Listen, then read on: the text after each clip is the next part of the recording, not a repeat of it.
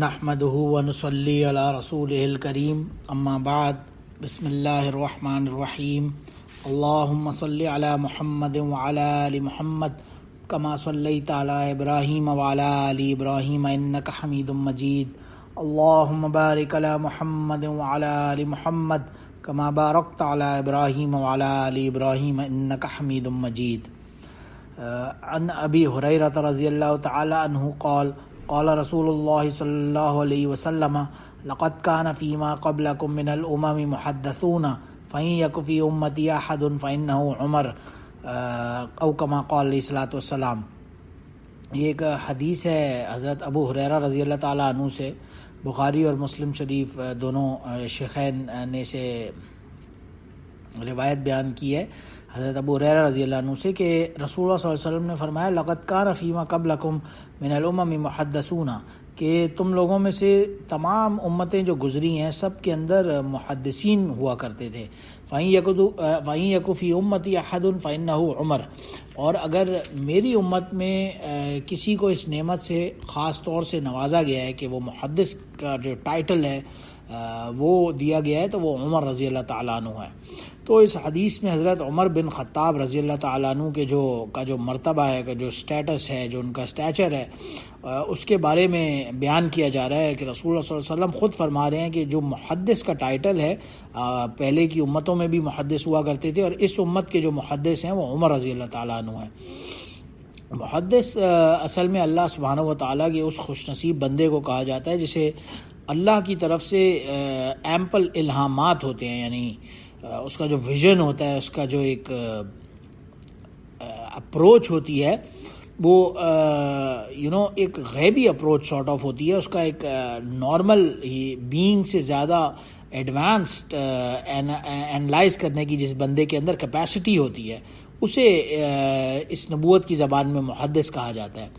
تو اس امت کا جو محدث ہے وہ عمر رضی اللہ تعالیٰ عنہ ہے. اور ظاہر ہے محدث وہ ہوتا ہے جس کا ساتھ اللہ سبحانہ و تعالیٰ کا ایک خاص معاملہ ہو اور وہ بندہ نبی نہ ہو، نبی کا کوئی امتی ہو. یعنی ظاہر ہے نبی ہوگا تو سیلف اس کے اوپر تو ڈائریکٹ وحی آ جائے گی کسی فرشتے کے ذریعے، لیکن جو نان نبی ہوگا اس پہ اب ڈائریکٹ وحی تو نہیں آئے گی، لیکن اس کے اوپر اس کا ایک الہام ہوگا اللہ کی طرف سے، اس کا اللہ کے ساتھ ایک ایسا تعلق ہوگا کہ وہ بائی ڈیفالٹ بات ہی جو کرے گا وہ صحیح کرے گا. اور یہ بات بار بار احادیث کے اندر اس کے علاوہ بھی ریپیٹ ہوتی گئی، ریپیٹیشنز کے ساتھ حضرت عمر رضی اللہ تعالیٰ عنہ کی جو ایک خاص پرٹیکولر کوالٹی ہے یہ بیان ہوئی. ایک دوسری روایت میں آتا ہے حضرت ابن عمر رضی اللہ عنہ کی، جس میں رسول اللہ صلی اللہ علیہ وسلم نے فرمایا ان اللہ جعل الحق علی لسان عمر وقلبہ، کہ اللہ تعالیٰ نے عمر کی لسان یعنی زبان اور قلب یعنی دل کے اوپر حق جاری کر دیا ہے. یعنی جو بھی یہ زبان سے بات کرتے ہیں، جو ان کا دل سوچتا ہے وہ حق بات ہوتی ہے. اللہ سبحانہ و تعالیٰ کا جو دین ہے، جو شریعت ہے، اس کے مطابق بات کرتے ہیں، اس کے مطابق بات سوچتے ہیں دل سے. اور ایک روایت میں آتا ہے حضرت ابو ذر غفاری رضی اللہ عنہ کی کہ انہوں نے رسول اللہ صلی اللہ علیہ وسلم سے سنا، وہ فرمایا کرتے تھے ان اللہ وضع الحق علی لسان عمر یقول بہ، کہ اللہ سبحانہ و تعالیٰ نے حق کو عمر رضی اللہ تعالیٰ عنہ کی زبان پر واضح کر دیا اور وہ حق بات ہی بیان کرتے ہیں. یعنی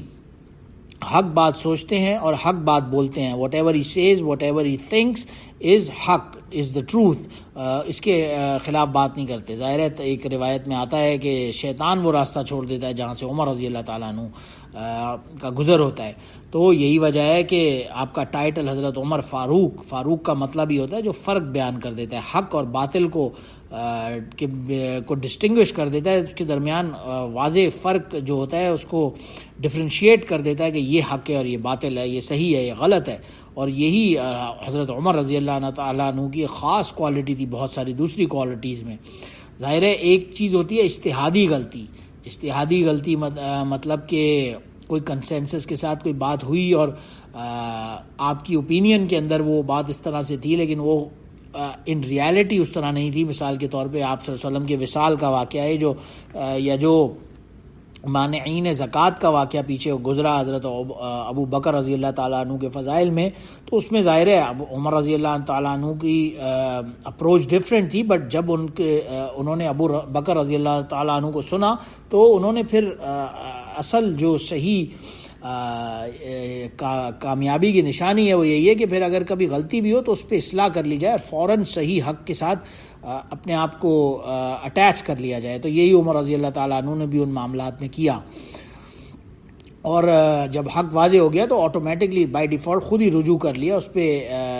اسٹک نہیں رہے اپنی غلطی پر. لیکن بہرحال بلا شبہ اللہ سبحانہ و تعالیٰ کا ان پر ایک خصوصی انعامات تھے بہت سارے دوسرے مسائل میں. آپ رضی اللہ تعالیٰ عنہ کی جو اپروچ تھی, جو ویژن تھا, جو تھنکنگ تھی, جو مینٹیلٹی تھی, وہ اللہ سبحانہ و تعالیٰ کی بھی مطابق بھی وہی مسائل اکثر و بیشتر دیکھے گئے کہ وہی صحیح معاملات بھی تھے. اور غالباً یہی وجہ ہے کہ حضرت عقبہ بن عامر رضی اللہ تعالیٰ عنہ فرماتے ہیں کہ رسول اللہ صلی اللہ علیہ وسلم نے فرمایا لو کان بعدی نبی لکان عمر بن الخطاب رضی اللہ تعالیٰ عنہ, کہ رسول اللہ صلی اللہ علیہ وسلم نے فرمایا اگر میرے بعد کوئی نبی ہوتا تو وہ عمر بن خطاب ہوتے. ظاہر ہے اب آپ صلی اللہ علیہ وسلم پر تو نبوت ختم ہو گئی اور آپ صلی اللہ علیہ وسلم کے بعد اب کوئی نبی اس دنیا میں پیدا ہو ہی نہیں سکتا اور نہ آئے گا کوئی نیا نبی. عیسیٰ علیہ السلام بھی جب تشریف لائیں گے تو آپ صلی اللہ علیہ وسلم کی ہی شریعت پر عمل درآمد ہوں گے اور انہی پہ اس کے ہی فالوور ہوں گے.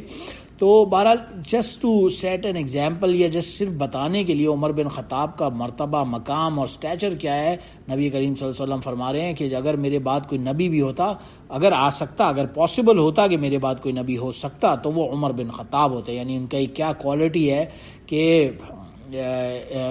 گویا کہ اسے ایک نبوت کے ساتھ نبی کریم صلی اللہ علیہ وسلم نے ایگزامپل کے طور پہ بتایا کہ ان کا کیا سٹیچر ہے, کیا سٹیٹس ہے. اور حضرت علی رضی اللہ تعالیٰ عنہ بیان فرماتے ہیں کہ ما کننا نبعد ان سکینۃ تنطق علی لسان عمر, کہ جب عمر رضی اللہ تعالیٰ عنہ بولتے ہیں تو ان کی زبان سے سکینہ نازل ہوتا ہے, ان کی زبان پر سکینہ بولتا ہے. حضرت علی رضی اللہ تعالیٰ عنہ کا ظاہر ہے ایک تو خود خلفائے راشدین اور آل رسول علی ابن ابی طالب رضی اللہ تعالیٰ عنہ, اور وہ بیان فرما رہے ہوں کہ حضرت عمر رضی اللہ تعالیٰ عنہ کی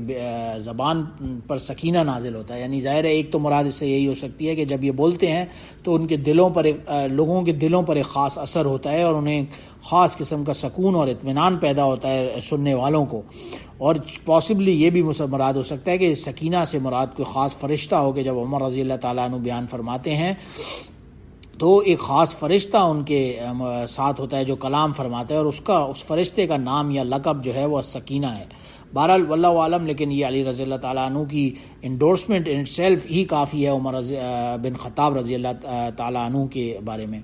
اور ظاہر وجہ بہت ساری وجوہات ہیں, لیکن ایٹ لیسٹ بہت سارے جو شریعت کے مسائل ہم نے دیکھے ان میں بھی بہت سارے مسائل کے اندر نبی کریم صلی اللہ علیہ وسلم یا دوسرے صحابہ رضی اللہ تعالیٰ عنہ کی کوئی اوپینینز تھے, اور پھر عمر رضی اللہ عنہ کا اوپینین جب سامنے آیا تو بعد میں پتہ چلا اللہ نے خود آیتوں کے اندر بھی بہت سارے مسائل میں اسی اوپینین کو ترجیح دی اور بیان فرمایا کہ یہی حق اور یہی صحیح مذہب ہے. جیسے کہ ابن عمر رضی اللہ عنہ کی روایت میں ایک مرتبہ عمر رضی اللہ تعالیٰ عنہ خود بیان فرماتے ہیں وافقت ربی فی ثلاث فی مقام رب ابراہیم وفی الحجاب وفی اسار بدر, کہ 3 معاملات میں اللہ سبحانہ و تعالیٰ نے میری موافقت فرمائی ہے. یعنی میری رائے جو ہے, میرا جو اوپینین ہے وہ اللہ سبحانہ و تعالیٰ کا حکم آنے جو والا تھا, اب بہت سارے مسائل ابھی آئیں گے, ان کے مطابق اللہ سبحانہ و تعالیٰ کا حکم اور آرڈر جو آیا آیت میں وہ عمر رضی اللہ تعالیٰ عنہ کی اوپینین کے مطابق آیا. اور یہ 3 چیزیں جو عمر رضی اللہ عنہ بیان فرمائی, اس میں پہلی ظاہر ہے مقام ابراہیم کا مسئلہ تھا کہ ان کا دل کرتا تھا کہ مقام ابراہیم پر خصوصیت کے ساتھ اسے کوئی نماز کی جگہ قرار دے دیا جائے, اور ان کا ایک دل کرتا تھا عمر رضی اللہ تعالیٰ عنہ کا. اور پھر اللہ سبحانہ و تعالیٰ نے سورہ بقرہ میں آیت نمبر 125 میں ارشاد فرما دیا واتخذوا من مقام ابراہیم مصلی, کہ اسے مقام ابراہیم کو مصلی بنا لو. جو طواف کے بعد جو بھی لوگ نوافل وغیرہ ادا کرتے ہیں اس میں افضل یہی ہے کہ مقام ابراہیم پر جا کے ادا کیا جائے. ایون دو ادا تو حرم میں کہیں بھی ہو جائیں گے ظاہر ہے, لیکن یہ آیت خاص طور سے مقام ابراہیم کا ایک مقام بتاتی ہے, اسٹیچر بتاتی ہے, جو عمر رضی اللہ عنہ کی دل خواہش کے مطابق آیت نازل ہوئی. پھر دوسرا حجاب کا مسئلہ عمر رضی اللہ عنہ بیان فرماتے ہیں کہ بہت سارے ظاہر ہے صحابہ کرام کا آمد و رفت آنا جانا تھا نبی کریم صلی اللہ علیہ وسلم کے گھر میں بھی, تو عمر رضی اللہ عنہ بیان فرماتے ہیں میرا دل کرتا تھا کہ ازواج مطہرات جو تھیں امہات المؤمنین خاص طور سے، ان کے لیے کوئی حجاب کا خصوصی آرڈر آ جائے کبھی، تو پھر سورہ احزاب کی آیت نمبر 53 نازل ہوئی، وَإِذَا سَأَلْتُمُوهُنَّ مَتَاعًا فَاسْأَلُوهُنَّ مِنْ وَرَاءِ حِجَاب۔ تو بہرحال یہ حجاب کی آیت بھی ان کے عمر رضی اللہ تعالیٰ عنہ کی خواہش کے مطابق نازل ہوئی۔ اور پھر تھرڈ جو غزوہ بدر کے قیدی تھے، ان میں عمر رضی اللہ تعالیٰ عنہ کی کا اوپینین تھا کہ ان سب کو قتل کر دیا جائے، لیکن ظاہر ہے کچھ مصلحت کے تحت نبی کریم صلی اللہ علیہ وسلم نے جب صحابہ سے مشورہ کیا، اور بعض صحابہ کا اوپینین تھا اس میں کہ انہیں فدیہ دے کے چھوڑ دیا جائے، اور یہی کیا، لیکن بعد میں سورہ انفال میں آیتیں نازل ہو گئیں کہ عمر رضی اللہ تعالیٰ عنہ کی اوپینین صحیح تھا اور انہیں قتل کر دیا جانا چاہیے تھا، نہ کہ فدیہ لے کے چھوڑنے سے۔ تو بہرحال ایٹ لیسٹ احادیث سے پتہ چلتا ہے کہ منیمم ایٹ لیسٹ، ایون دو عمر رضی اللہ تعالیٰ عنہ نے صرف 3 واقعات اس حدیث میں خود بیان فرمائے، لیکن حدیث سے پتہ چلتا ہے کہ رفلی کوئی 15 یعنی 15 ایسے مقامات ہیں، واقعات کا ذکر ملتا ہے جن میں عمر رضی اللہ تعالیٰ عنہ کی جو رائے تھی، جو اوپینین تھی، ان کے جو دل میں ایک خواہش تھی، اس کے مطابق ہی اللہ سبحانہ و تعالیٰ کی طرف سے آرڈر آ جاتا، اور وہی حکم وحی کے ذریعے اللہ کی طرف سے نازل ہو جاتا۔ ظاہر ہے یہ عمر رضی اللہ تعالیٰ عنہ کا ایک مقام تھا، یہ خاص اللہ سبحانہ و تعالیٰ سے ایک دلی تعلق تھا، یہی وجہ ہے کہ انہیں فرمایا گیا اگر میری امت میں کوئی محدث ہوتا تو وہ عمر رضی اللہ تعالیٰ عنہ ہوتے۔ اور ظاہر ہے آپ کا مقام جو تھا وہ تو پہلے سے ہی نبی کریم صلی اللہ علیہ وسلم کو خود معلوم تھا، یہی وجہ ہے کہ ایک روایت میں آتا ہے ابن عباس رضی اللہ تعالیٰ عنہ کی کہ نبی کریم صلی اللہ علیہ وسلم نے دعا فرمائی خاص طور سے، اللہم اعز الاسلام بابی جہل ابن ہشام او بعمر ابن الخطاب رضی اللہ تعالیٰ عنہ، فاصبح عمر فغدا علی النبی صلی اللہ علیہ وسلم فاسلم ثم صلی فی المسجد ظاہرا،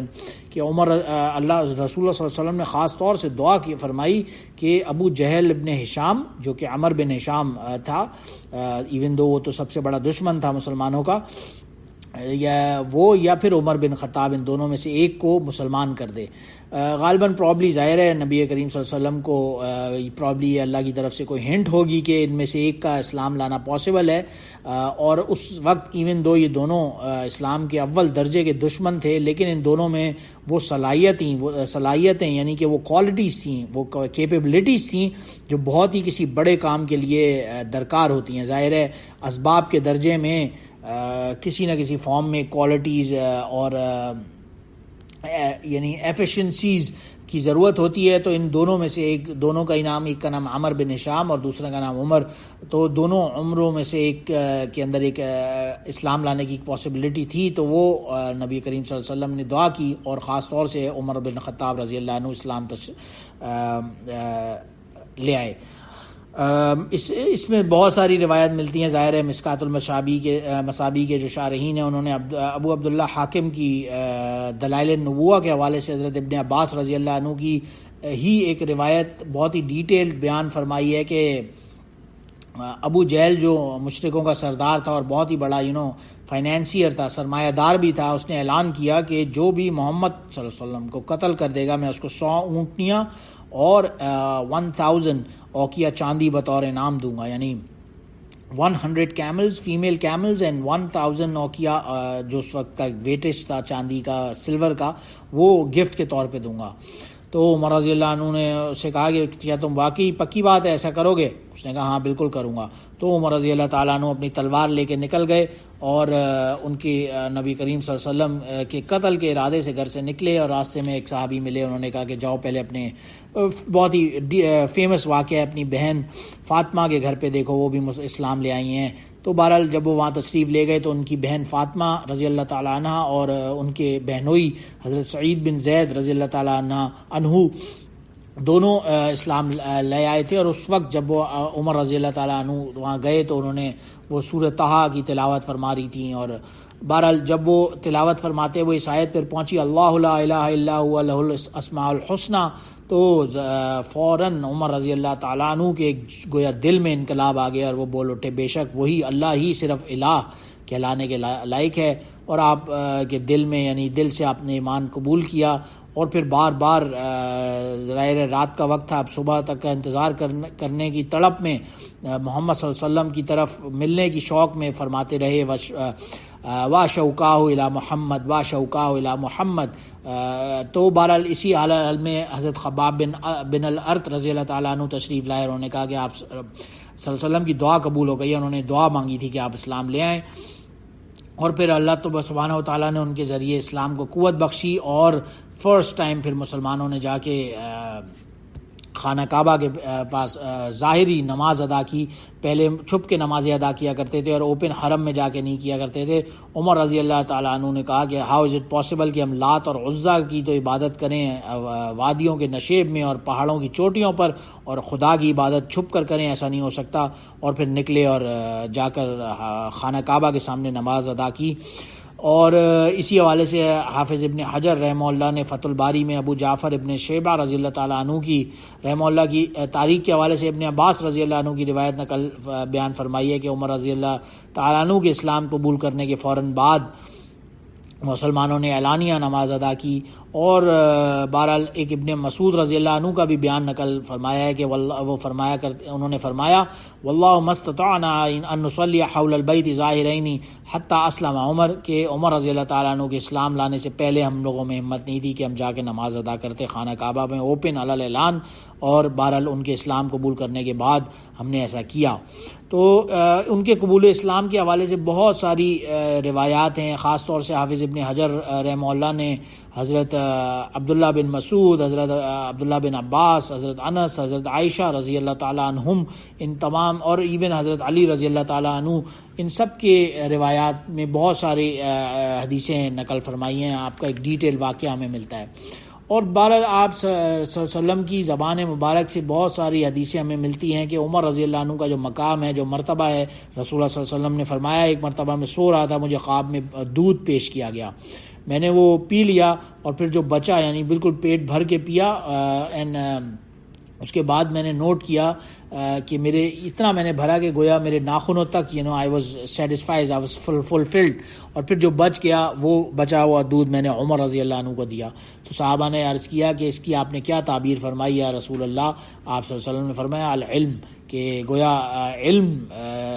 کی جو خواب میں، اسے علماء کرام جیسے بیان فرماتے ہیں، خارفین نے لکھا ہے کہ اگر خواب میں کوئی شخص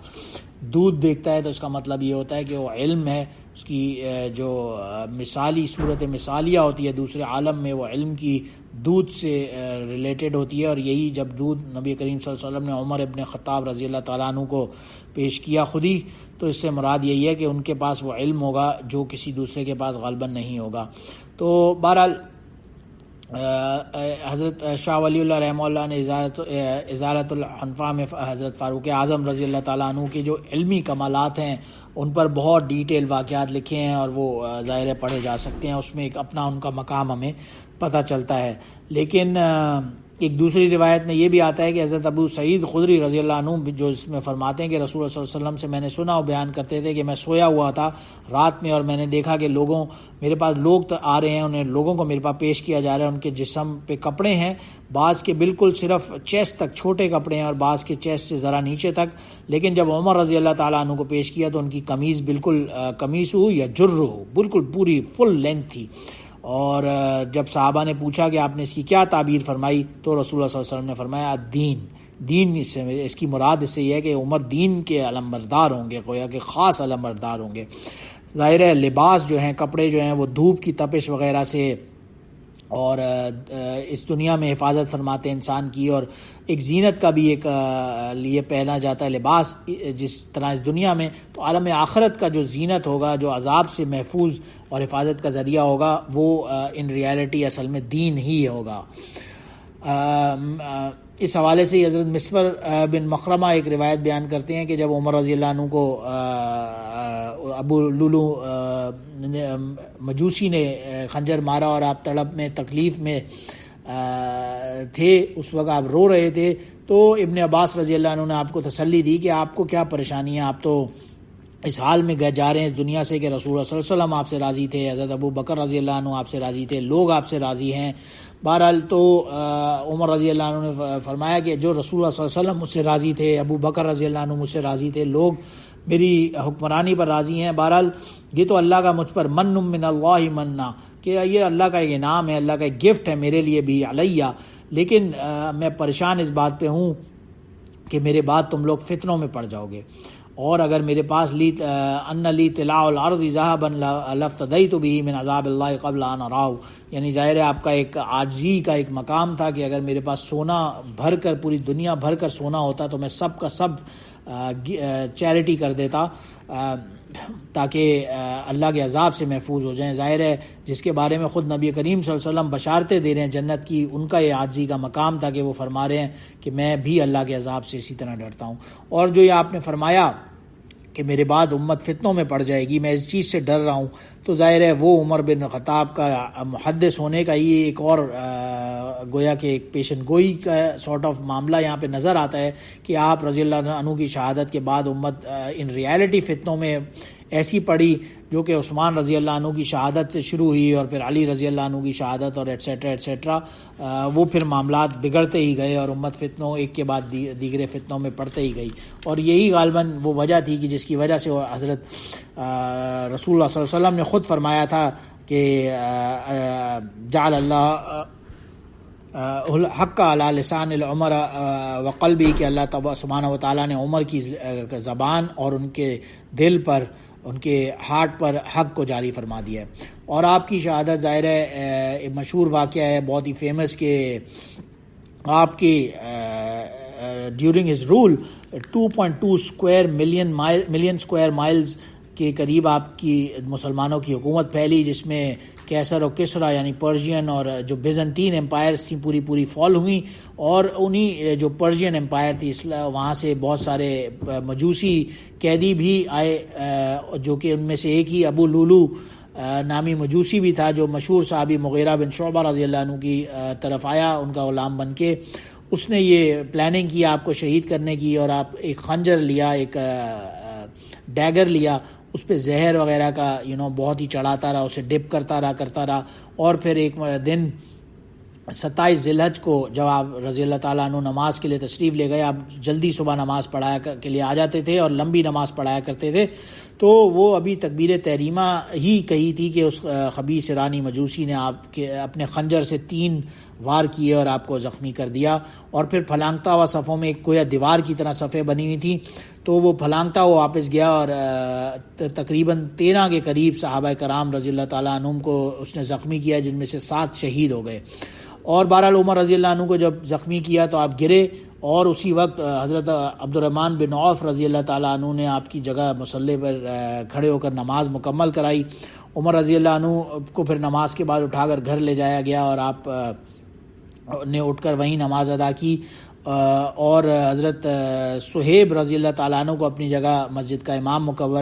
مقرر کیا، اور اکابر صحابہ میں سے 6 حضرات جن میں سے جو سب کے سب یعنی 10 مبشرہ کے ظاہر صحابہ تھے، حضرت عثمان و علی و ابن عمر یا یہ عبد الرحمن بن عوف ایٹسیٹرا، تو ان کو پھر نامینیٹ کیا کہ تم اپنے لیے کوئی خلیفہ مقرر. اور یہ کام کرنے کے بعد پھر اپنے بیٹے عبداللہ رضی اللہ تعالیٰ عنہ سے فرمایا کہ وہ جائیں اور امی عائشہ رضی اللہ عنہا سے حجرہ مبارک میں ہی تدفین کے لیے اجازت چاہیں، اگر وہ منع کر دیں تو جا کے مجھے جنت البقیع میں دفن کر دینا. بہرحال وہ تشریف لے گئے اور ام المومنین نے اجازت دے دی وہیں رسول اللہ صلی اللہ علیہ وسلم کے ساتھ ابو بکر رضی اللہ عنہ کے ساتھ پہلو میں دفن ہونے کی. 27 ذی الحج یعنی 27 ذی الحج یعنی وینسڈے کو آپ کے اوپر حملہ ہوا، آپ زخمی ہوئے، اور 1 محرم یعنی کہ سنڈے والے دن آپ کی وفات ہوئی، اور آپ کی نماز جنازہ حضرت صہیب رضی اللہ تعالیٰ عنہ نے پڑھائی. تو اینی ویز یہ شیخین کے ظاہر ہے اتنے فضائل ہیں، ابو بکر عمر کے اتنے فضائل ہیں جو جتنے بھی بیان کیے جائیں وہ کم ہیں. بہترین اس میں ایک روایت ملتی ہے ابو ملیکہ سے، جس میں وہ فرماتے ہیں میں نے ابن عباس رضی اللہ عنہ سے سنا کہ جب عمر رضی اللہ عنہ شہید ہو گئے پھر آپ اپنی چارپائی پر تشریف فرما تھے اور ابھی جنازہ اٹھنے کے لیے ویٹ لوگ کر رہے تھے، لوگ دعائیں وغیرہ آپ پہ کر رہے تھے اور آپ کے لیے حق میں لیے دعائیں وغیرہ کر رہے تھے، استغفار کر رہے تھے. اسی اسنا میں میرے نوٹ کیا کہ میرے کاندھوں پر آن مائی شولڈرز میں نے ہاتھ کوئی نوٹ کیے، اور حضرت علی رضی اللہ عنہ تھے، اور وہ آپ عمر رضی اللہ عنہ پر فترحم، آپ کے لیے رحمت کی دعائیں کر رہے تھے. اور پھر فرمایا حضرت علی رضی اللہ عنہ کہ میں نے اتنی مرتبہ سنا ہے ذهبت انا و ابو بکر و عمر و دخلت انا و ابو بکر و عمر و خرجت انا و ابو بکر، یعنی میں نکلا ابو بکر اور عمر میرے ساتھ تھے، میں داخل ہوا ابو بکر اور عمر میرے ساتھ تھے، میں کہیں پہ گیا وہاں ابو بکر اور عمر میرے ساتھ تھے. تو یہ میں نے اتنی دفعہ سنا کہ مجھے گمان ہے کہ آپ اپنے سے بہتر اب کوئی آدمی اپنے پیچھے نہیں چھوڑ گئے، حضرت عمر بن خطاب رضی اللہ عنہ. یعنی آپ کے فضائل میں حضرت علی رضی اللہ عنہ نے یہ بات بیان فرمائی کہ یعنی میں، اور یہ بھی بیان فرمایا کہ میں چاہتا ہوں کہ اگر میرے تمام اعمال میں عمر رضی اللہ عنہ کے جیسے اعمال لے کر میں حاضر ہو جاؤں اللہ سبحانہ و تعالیٰ کے سامنے، میری دلی تمنا اور خواہش ہے. تو ظاہر ہے یہ روایت، اس کے علاوہ بھی ابن شیبہ اور مسدد میں حضرت ابو جعفر صادق رحمہ اللہ کے حوالے سے، اور ان کے والد یعنی امام محمد الباقر رحمہ اللہ کے حوالے سے بھی یہ روایات بیان فرمائی ہیں، اور جو کہ خود علی رضی اللہ عنہ کی ہی اولاد تھے. اور ظاہر ہے شیخین کے فضائل اور مناقب جتنے بھی بیان کیے جائیں وہ آف کورس کم ہی ہیں. آپ کا جو لیول تھا رسول اللہ صلی اللہ علیہ وسلم کی ساتھ موافقت کا، ایک مرتبہ رسول اللہ صلی اللہ علیہ وسلم نے فرمایا کسی گائے یا بھینس سے متعلق کہ وہ اس کا مالک اسے کہیں مار رہا تھا یا اس کے اوپر بہت بوجھ لاد رہا تھا، تو اس کے دل سے اس جانور کے نکلا انا لم نخلق بلہذا، ہم اس لیے تھوڑی پیدا کیے گئے تھے، انما خلقنا لحراست الارض، کہ ہم تو کھیتی باڑی کے لیے پیدا کیے گئے تھے. یعنی گویا اس نے ایک شکایت کی، اور رسول اللہ صلی اللہ علیہ وسلم نے جب یہ سنایا صحابہ کو واقعہ، تو صحابہ نے کہا سبحان اللہ بقرۃ تتکلم، کہ واہ کیا بات ہے، گائیں بھی بولتی ہے. تو رسول اللہ صلی اللہ علیہ وسلم نے فرمایا ہاں میرا یہ ماننا ہے، میرا ایمان ہے، اور ابو بکر اور عمر کا بھی یہی ماننا ہے. پھر ایک دوسری مرتبہ بھی ایک بھیڑیے کا واقعہ آتا ہے، جو اس نے ایک کسی کے غنم یعنی کہ ہرڈ میں سے کسی چروائے کی بکری یا بھیڑ کو لیا، اور چروائے نے اسے بہرحال چھوڑ لیا، اور پھر وہ بھیڑیا بولا کہ اس دن یوم الصبا کے دن، یعنی جو آخرت میں ہوگا جب تمام قیامت قریب ہوگی اور جانور بھی اس وقت اس پن پہ غالب ہوں گے، اس کا حوالہ دیا تو بولا، اور رسول اللہ صلی اللہ علیہ وسلم کو صحابہ نے کہا واہ کہ بھیڑیا بھی بولتا ہے. آپ صلی اللہ علیہ وسلم نے فرمایا بالکل جانور بولتے ہیں، اور میرا ابو بکر اور عمر سب کا یہی ماننا ہے. یعنی گویا ان کے ساتھ اس سے بڑا ان کا کیا اسٹیٹس ہوگا کہ اپنے ساتھ ان کا بھی ایمان کا لیول خود بتایا. ایک مرتبہ آپ صلی اللہ علیہ وسلم مسجد میں تشریف لے گئے، یہ ابن عمر رضی اللہ عنہ بیان فرماتے ہیں ایک دن آپ نکلے اور جب مسجد میں داخل ہوئے، آپ کی ایک طرف ابو بکر اور دوسری طرف عمر رضی اللہ تعالیٰ عنہما تھے. آپ نے دونوں کے ہاتھ پکڑے اور صحابہ کرام سے یعنی علی اعلان فرمایا ہا کذا نبعث یوم القیامہ، ہم قیامت کے دن اس طرح اٹھائے جائیں گے. گویا ایک طرف ابو بکر ہوں گے اور دوسری طرف عمر، اور دونوں کے ہاتھ آپ صلی اللہ علیہ وسلم کے ہاتھ میں ہوں گے. ظاہر ہے اس سے بڑھ کر اور کیا مقام ہو سکتا ہے. حضرت حذیفہ رضی اللہ عنہ بیان اس حوالے سے فرماتے ہیں انی لا ادری ما بقی فیکم فاقتدوا بالذین من بعد ابی بکر و عمر، کہ رسول اللہ صلی اللہ علیہ وسلم نے فرمایا آئی ڈونٹ نو، مجھے معلوم نہیں ہے کہ میں تمہارے درمیان کتنا عرصہ رہوں گا، بہرحال میرے وصال کے بعد فاقتدوا بالذین من بعد ابی بکر و عمر، کہ میرے بعد تم ابو بکر اور عمر کی اقتداء کرنا.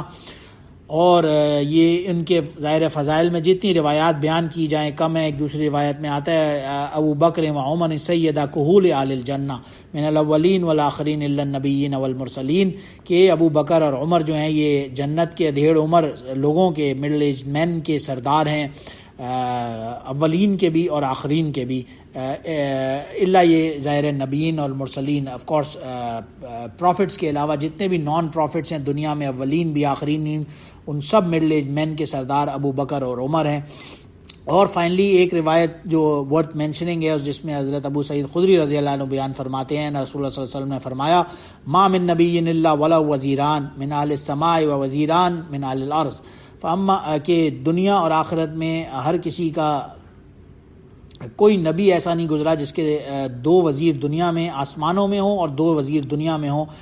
فاما وزیرایا من اہل السماء فجبریل و میکائیل واما وزیرایا من اہل الارض فابو بکر و عمر، کہ میرے دو وزیر آسمانوں میں جبرائیل اور میکائیل ہیں اور زمین پر میرے دو وزیر ابو بکر اور عمر ہیں. ظاہر ہے حضرت شیخین رضی اللہ تعالیٰ عنہما ان کے جتنے بھی فضائل بیان کیے جائیں وہ آف کورس کم ہی ہیں.